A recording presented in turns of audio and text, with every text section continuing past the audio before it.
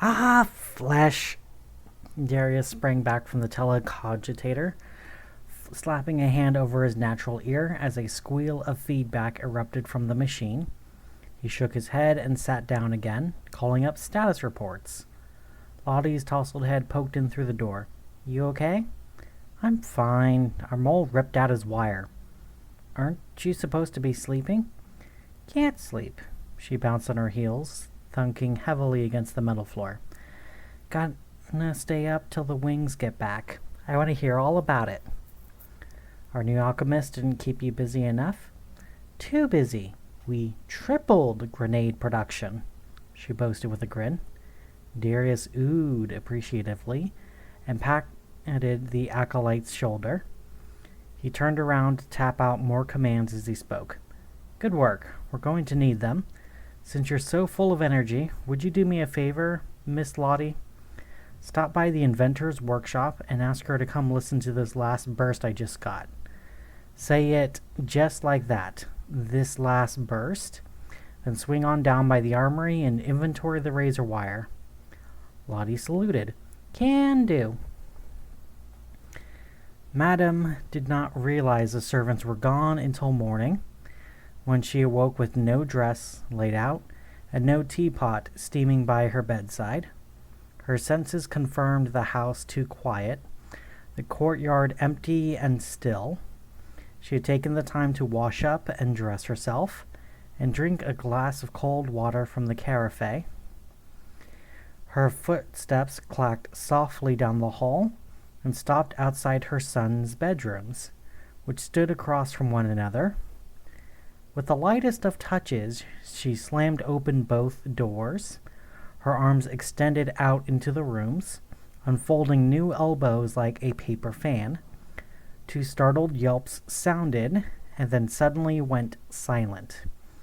Reeling them back in a wet crunch, she hurled Herman and Aloysius out of their respective doors to slam against opposite walls. The paintings hung there rattled, but did not fall. The brothers slid heavily down to the floor. Herman looked up in horrified recognition, Aloysius in horrified bewilderment. Their mother's serene expression did not change. Good morning, my sons. I see you have slept very deeply indeed, Aloysius sputtered, finding his voice again. Good morning, Mother. How might we be of service? Do you know, she replied with a tilt of her chin, I was just asking myself the same question. The body of her eldest began to twist and elongate. His mouth locked open in a rictus of silent agony, as his arms stretched out over his head to join with his feet. His whole body thickened into the shape of a wheel and shuddered upright. The wheel rolled down the hall, picking up speed as it went, and bounced off the ceiling on its way downstairs. She turned to her youngest. What did you do when you returned? Hauled Aloysius up the stairs myself, then sent George off to the servants' quarters, Herman said. All technically true. She would know if he lied by his pulse, by the tension in tiny muscles across his face.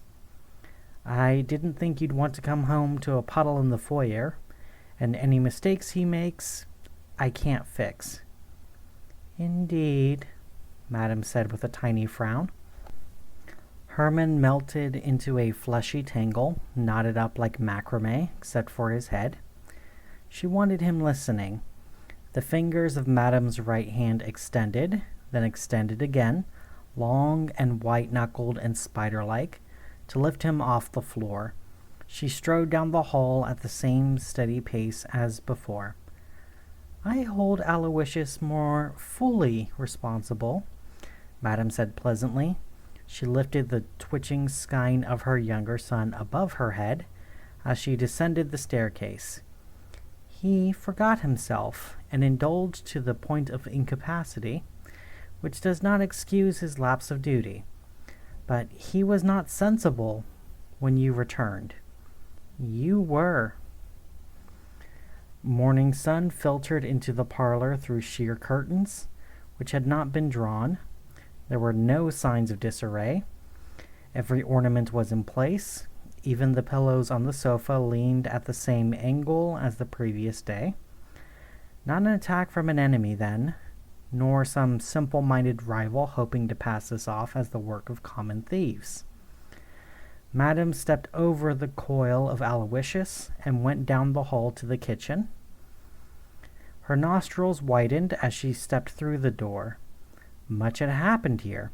Fear, desperation, rage, despair. Excitement?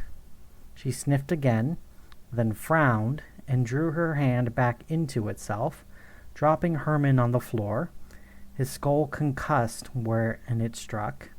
She repaired it. "You bled in here last night." "How?" He gulped like a fish out of water, mind still unhinged from pain and the lack of familiar sensations, such as lungs filling with air. He managed to squeak, "Midnight snack.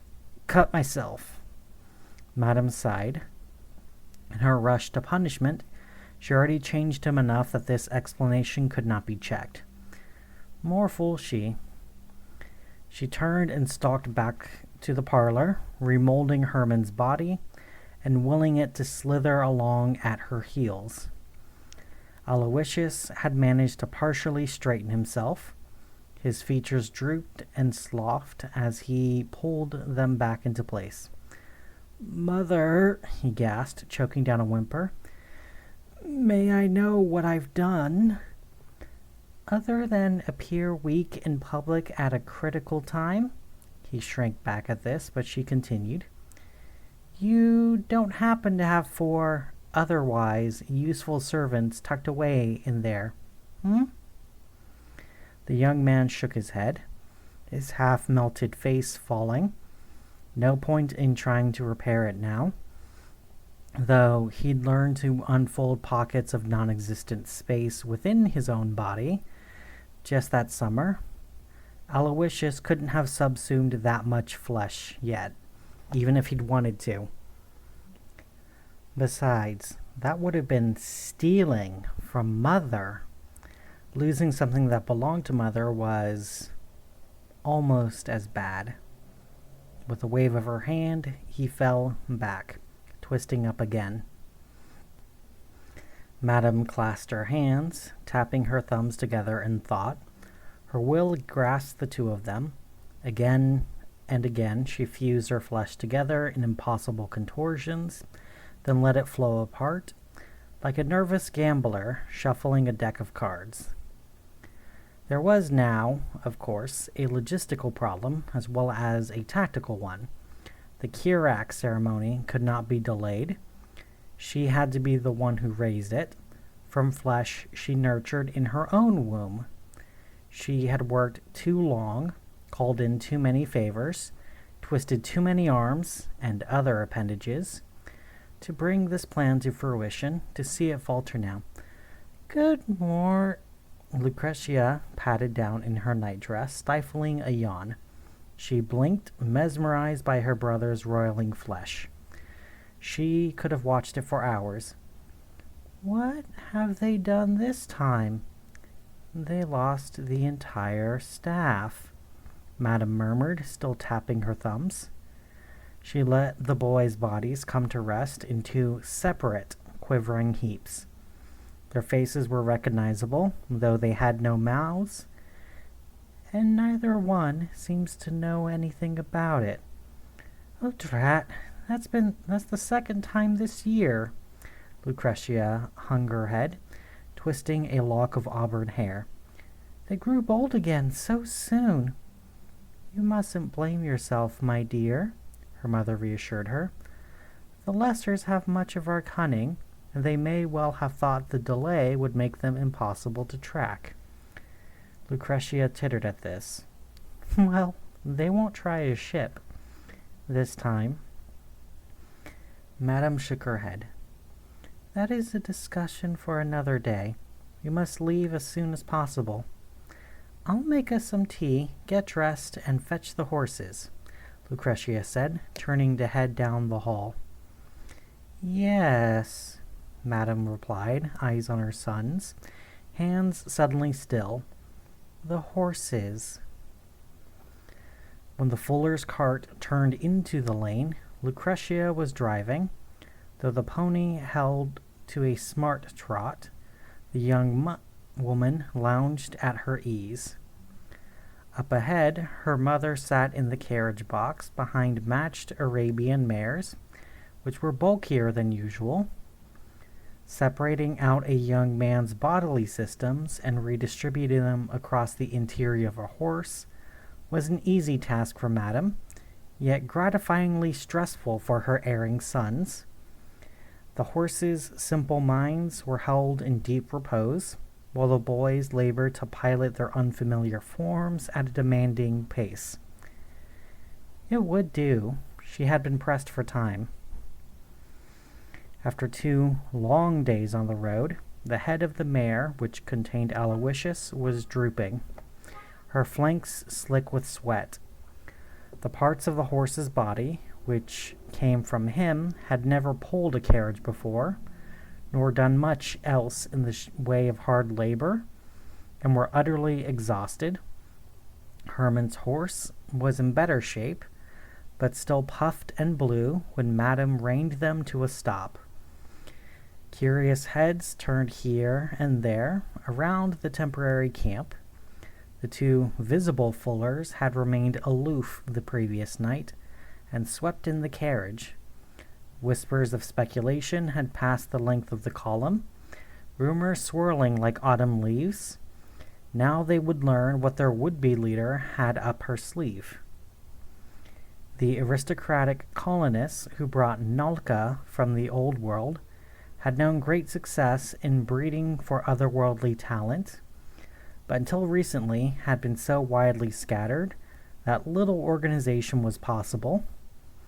A number of individuals claimed the title of Karcist, with social and religious authority over their kin to match. Madame sought to unify them into a single group. Only a demonstration of unquestionable dominance would reconcile these local leaders to accept what amounted to a demotion. Most saw the benefit of taking on the role of her volotar, her advisors, and when push came to shove, her enforcers. The mares tossed their heads and opened their mouths, letting loose a torrent of frothy red slime.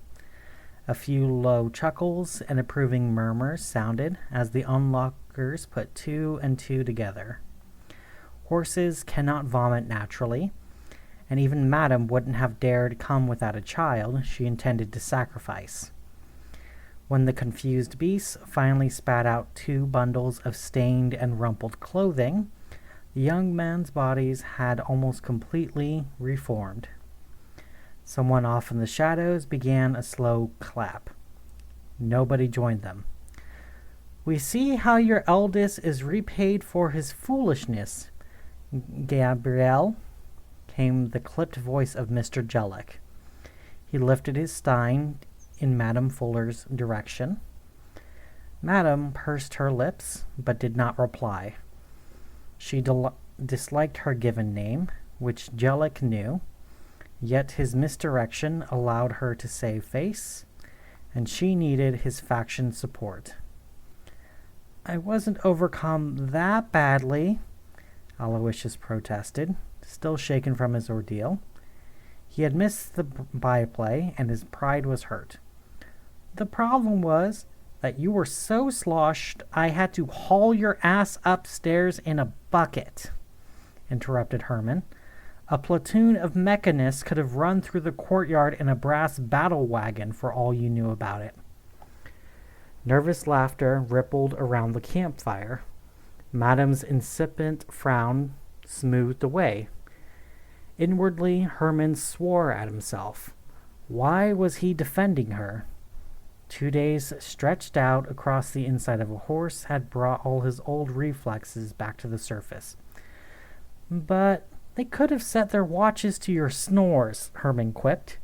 He caught his brother's eyes and glanced urgently up at their mother. Aloysius' mouth made a small O as his brain finally caught up. Madame had been angry at them in the first place for making her look weak. Losing servants, disposable as they were, would also make her look weak. Well, yes, how fortunate that my little half-brother was around to drive them off. Couldn't have been too difficult even for you. He managed a credible sneer. The tension in the air was broken. The laughter reached a crescendo. One corner of Madame's lips tugged upwards. Young ladies collapsed into hiccups. Young men slapped their knees and came up with their own variations on the joke. Even Mr. Jellic took refuge in his drink to hide a chuckle. As the brothers staggered off to find clean clothes and unhitch the horses, only Lucretia's gaze followed them. Her eyes narrowed in speculation. Driving the cart the next morning, Herman's stomach was in knots. Every so often he'd spot a raven perched in a distant treetop and find himself hoping it was made of iron. Every possible way his plan could go wrong played itself over in his mind. He glanced down with a start as something oozed its way up around the boards of his seat next to him. The undulating mass seemed familiar. Sure enough, it flipped inside out to reveal the folds of Lucretia's traveling gown. As her arms solidified, she gave the dress a sharp shake and releasing a cloud of road dust. Herman snorted. "Show off." "I'm entitled," his sister preened, flipping her hair over her shoulders. She leaned forward, smiling into Herman's face as she clasped one of his wrists with both hands. Her fingers were conveniently near his pulse point. "I got your message." "Oh," he said, remembering the party. Seemed like a year ago. What did he say to her spy?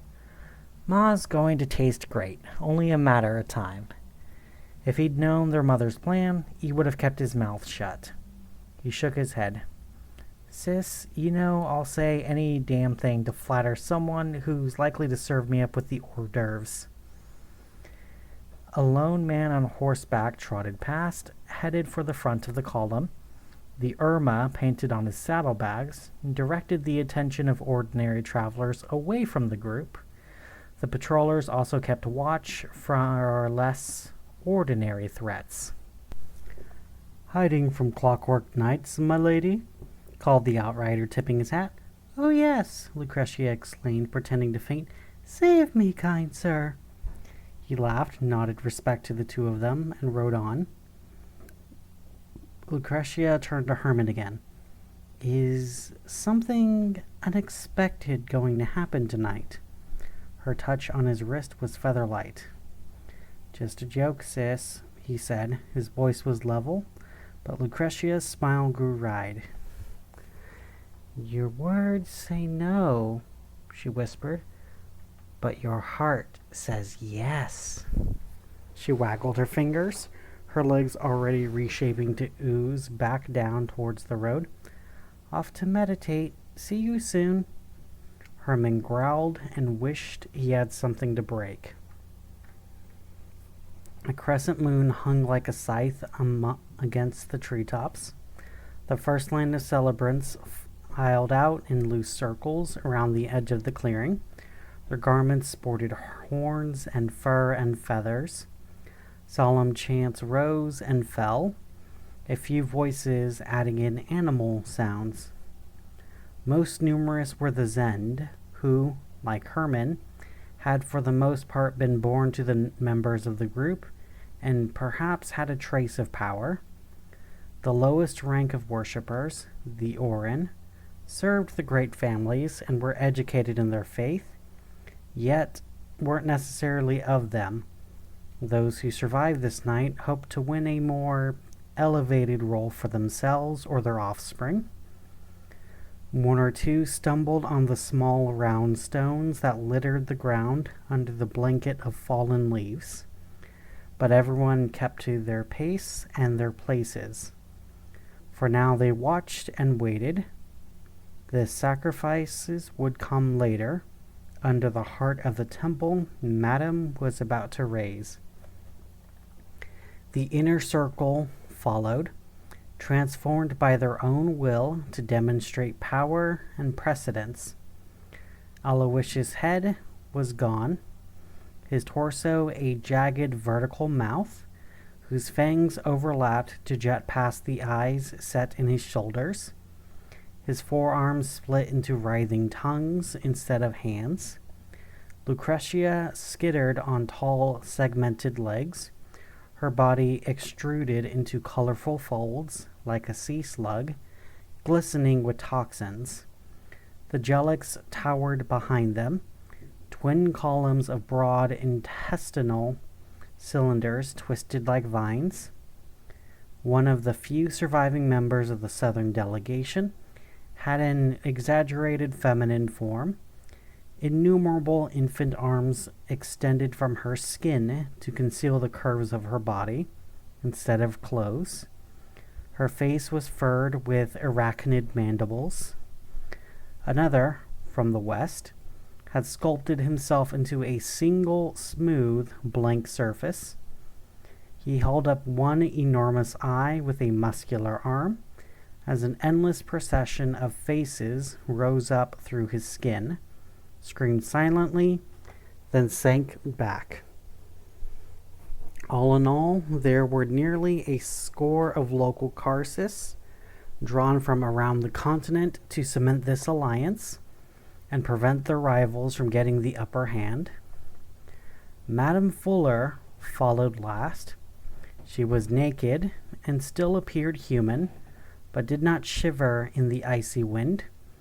Her youngest child walked before her, fully clothed, eyes turned resolutely downward. For some reason, the only thought he could keep in his head was that he didn't dare look at the sky. As Herman reached the center of the clearing, the chants changed tempo, swelling into a harsh refrain. A stone rolled away from his foot as he suddenly halted, no longer in control of his legs. His mother's voice behind him rose in an Aditite doom song, more than 1,000 years old. Herman had read a copy of it himself, curled up in a corner of the library, fingers tracing out faded runes to sound out the harsh, ancient words. That and the familiar wet cracks of his mother expanding herself to do serious work seemed likely to be the last things he would ever hear. I called for any who would hear me, demanding to know the purpose behind such bloodshed, and the Grand Karcist appeared before me and revealed unto me a most abominable truth. The world is an altar, and each death is a sacrifice to the ravenous gods of suffering and pain. Someone in the outer circle tripped and cried out. Their screams blended in with the chanting in the corner of his eye.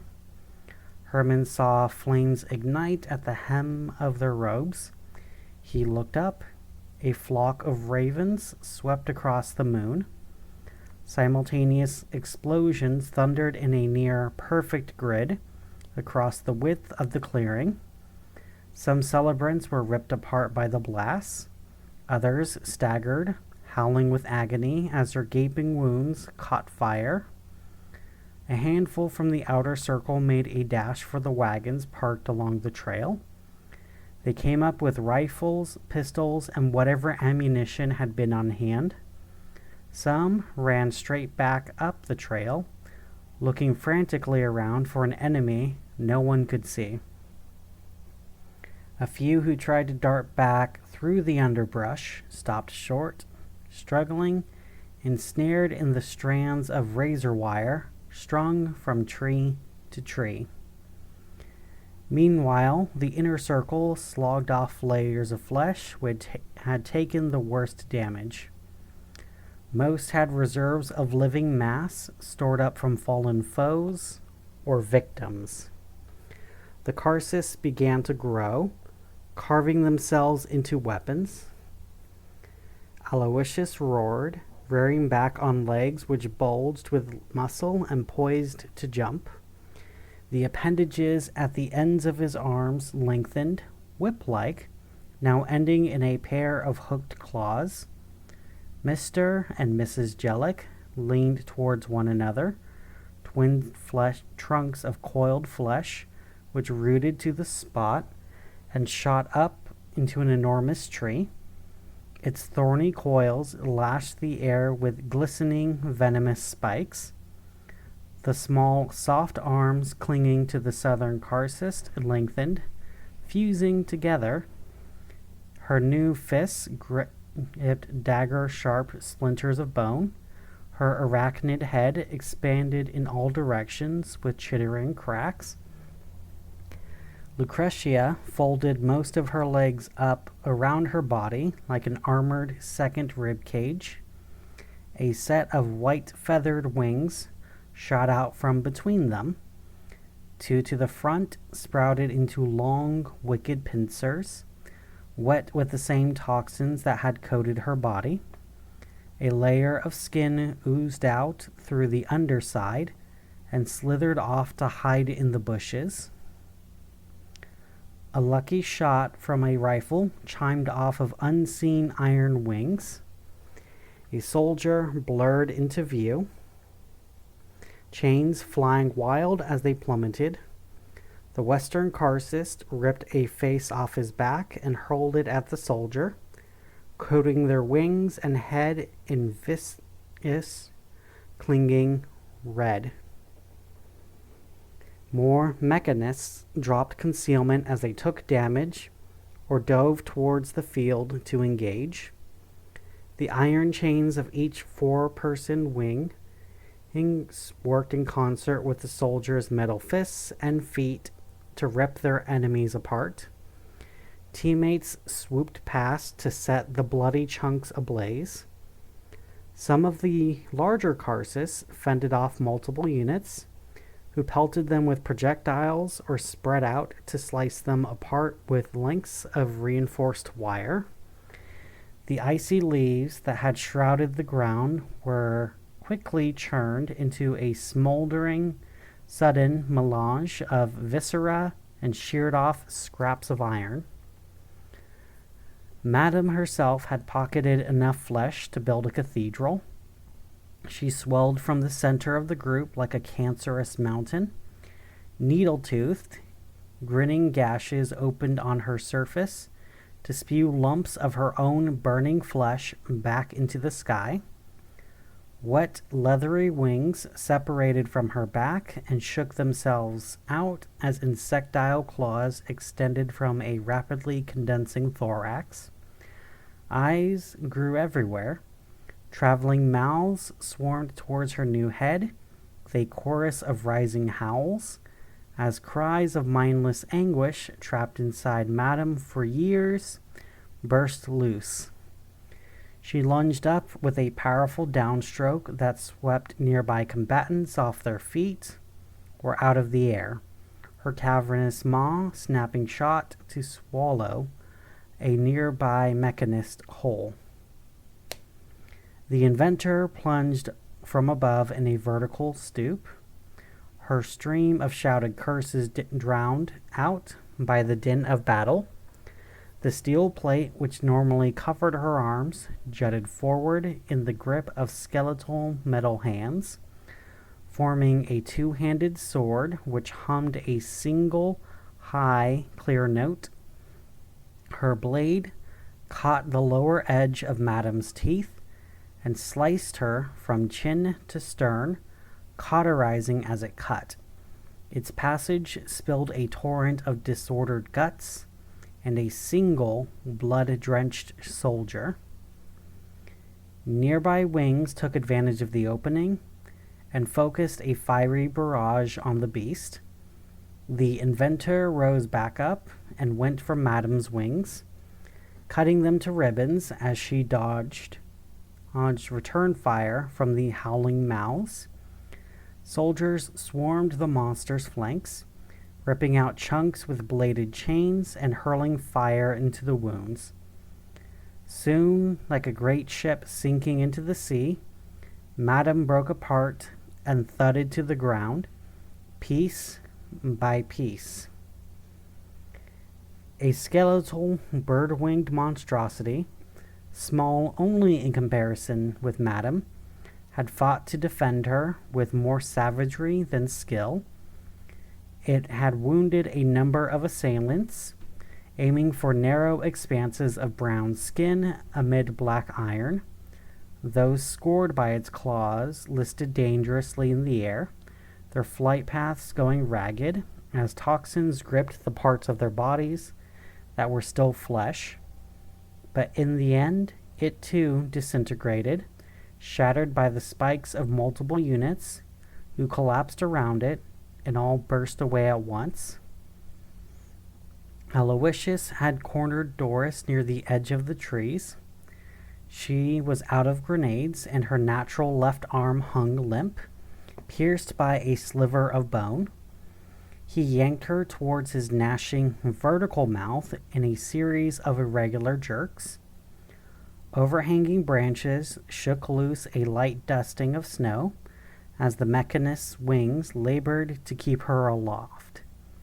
Each time she burst one set of hooks apart with her chains, he'd lash out with the other.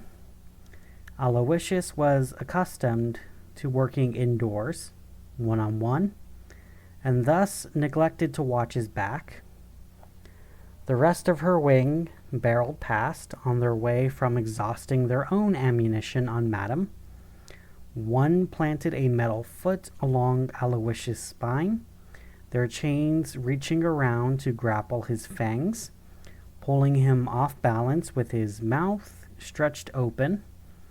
The other two spiraled up past the edge of the treetops and came back resupplied, pelting him with missiles from top to toe. He fell back, writhing, and went down in flames.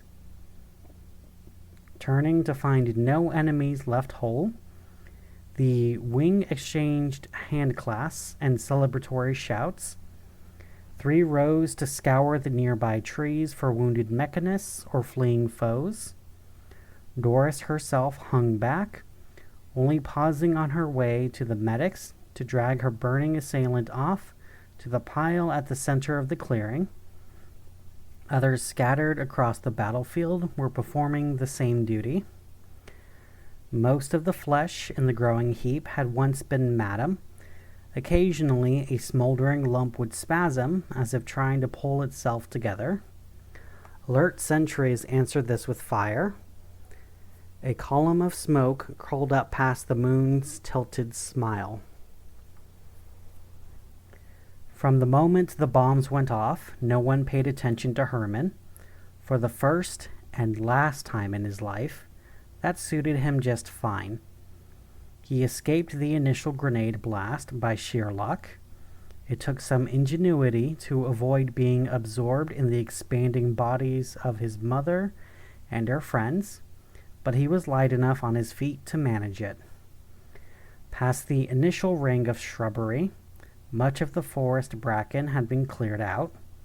The mechanists had had 2 days to prepare the site, and they were thorough.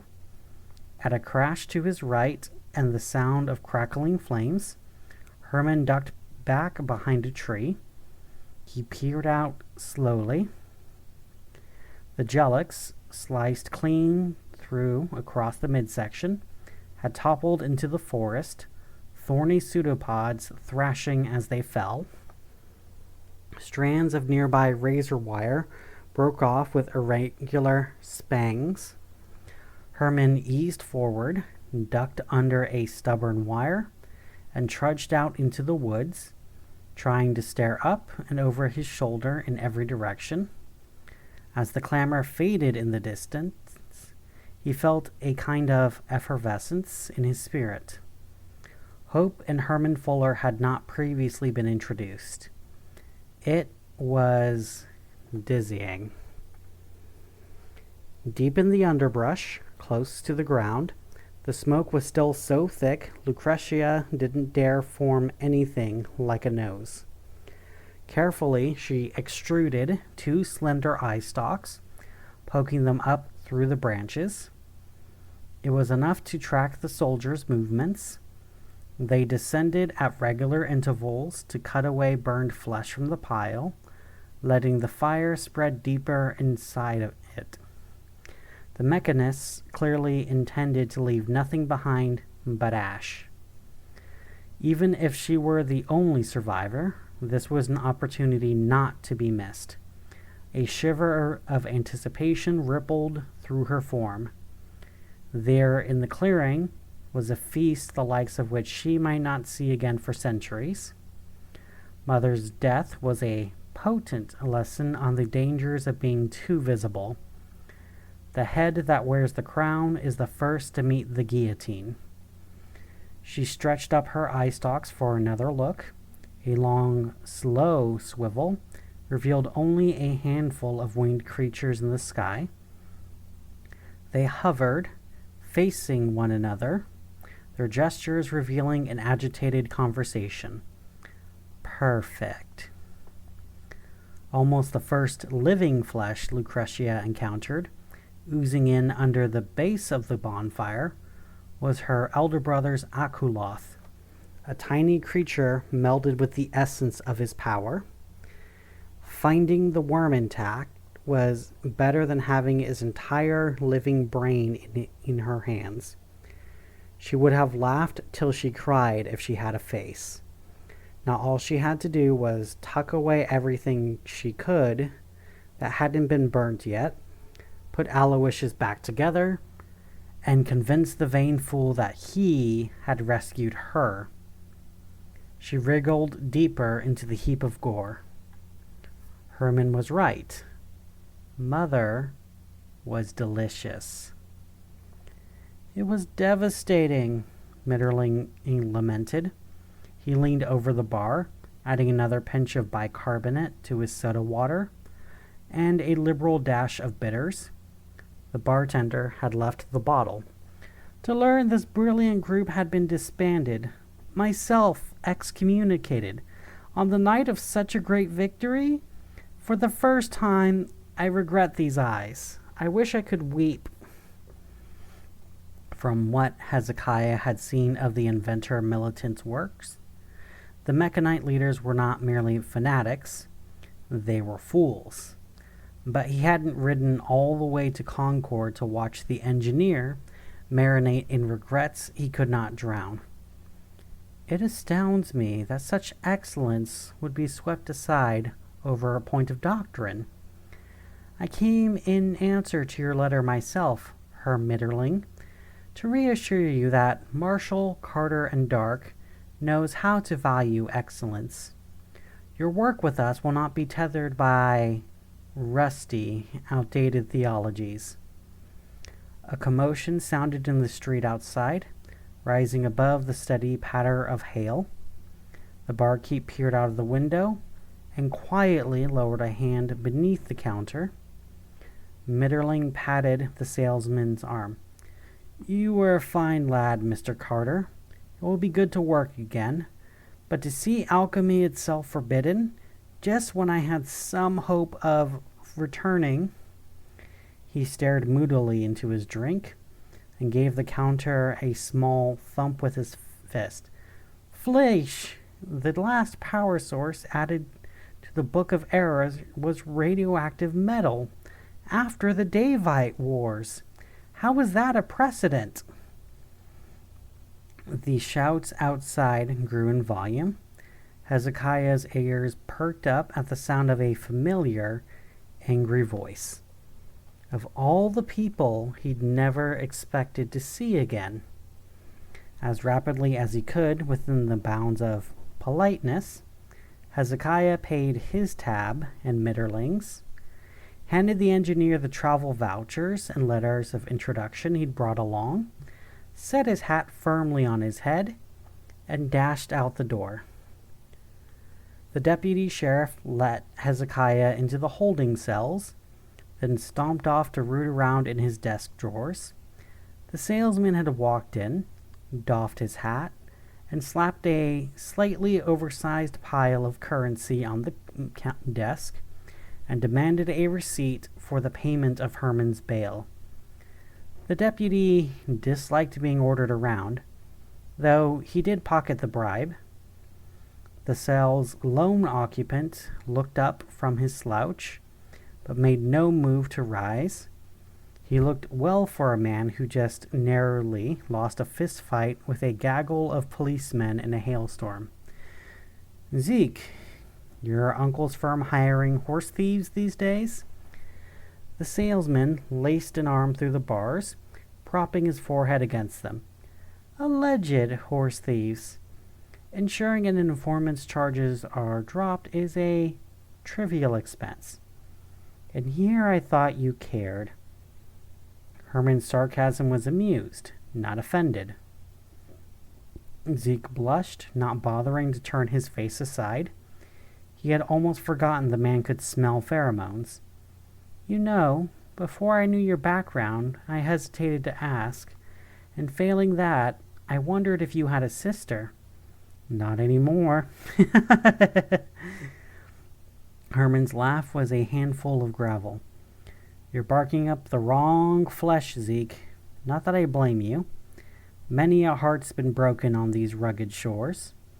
An elegant wave indicated his own bedraggled face. Levering himself to his feet, Herman strolled over to lean companionably against the bars. He tapped a finger to his forehead. "But I do have a proposition for you." "Say on, cruel sir, my heart will mend," Zeke replied, placing a hand over his heart with a slight bow. "Business is my one true mistress." "At least a dozen Karcists from around the country recently died in a fire," Herman said, his smugness almost palpable. "Very mysterious. Some of them, tragically, left no next of kin. A lamentable loss. Great houses standing empty, crops rotting in the fields. Books," Herman insisted. "Old, Sarkic books. Sitting around for the taking. I've been to most of these homes. This is the stuff that'll melt your face if you don't know how to read it right." He shook his head with a smile, as if at a fond memory. "My family's kind of magic isn't for me, and I don't have the resources for a cross-country trek, but there's got to be something I can work with. Something that'll give me an edge." "Why, Mr. Fuller, I do believe we can do business." The insular Sarkites were hardly frequent customers, and their lore was sought after in certain circles. Zeke grinned. One of the advantages of being Rupert Carter's own nephew was that if he found something of interest to one of the other partners, he could risk taking it straight to the source. "Tell me, have you heard of the Wanderer's Library?"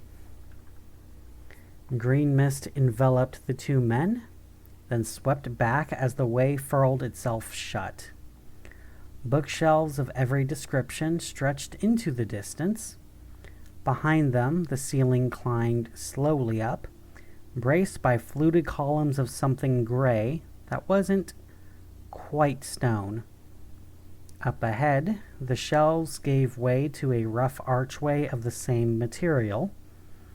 It opened into a broad cavern. The dim light showed other identical archways scattered around its edges. Bundles of phosphorescent purple lichen dripped from the ceiling in delicate strands at irregular intervals. Each strand was enveloped by a cloud of spores, which danced in the eerie light, but never fell. A figure in a floor-length traveling cloak stood behind one of them. Their posture was one of deep contemplation, hood thrown back, eyes closed, drawing slow, deep breaths.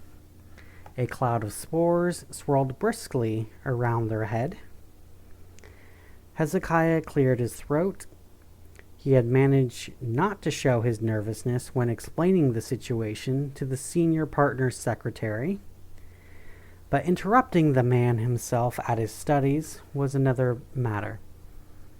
"Mr. Dark?" Dark exhaled, his eyes snapping open to focus immediately on the two of them.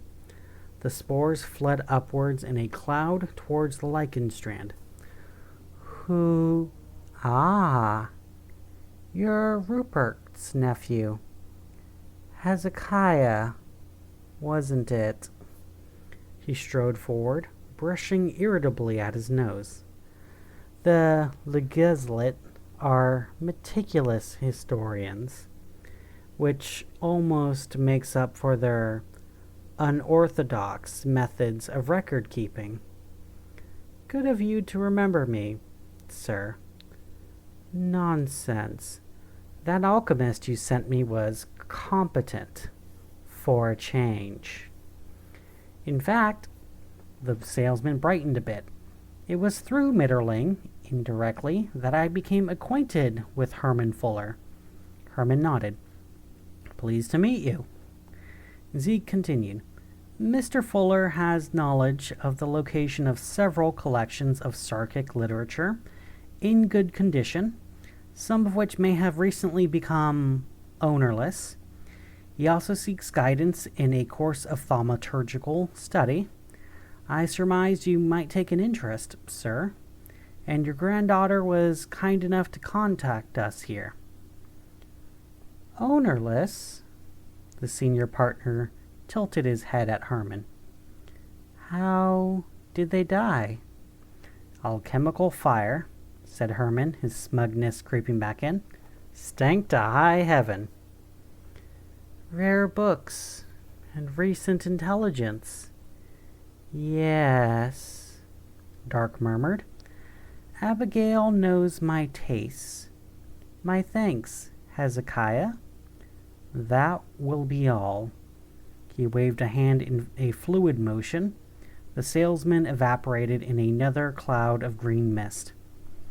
Herman had almost caught that gesture. The other man began to stroll down the aisle, his face thoughtful. Herman fell into step beside him. Before we get to recent news, I must think on what literature to recommend. Tell me, which languages do you read? English, Latin. Herman tilted a hand from side to side. Schoolboy, Aditite. A crack of laughter escaped Dark. He raised the back of his hand to his mouth, as if the sound had surprised him. Ha! Schoolboy Aditite. Ha! Young Fuller, I foresee you are going to be a pleasure to teach. The corner of Herman's mouth crept slowly up. That was the nicest thing anybody had said to him. He gazed around the library hungrily, wondering how long a man would have to live to read it all.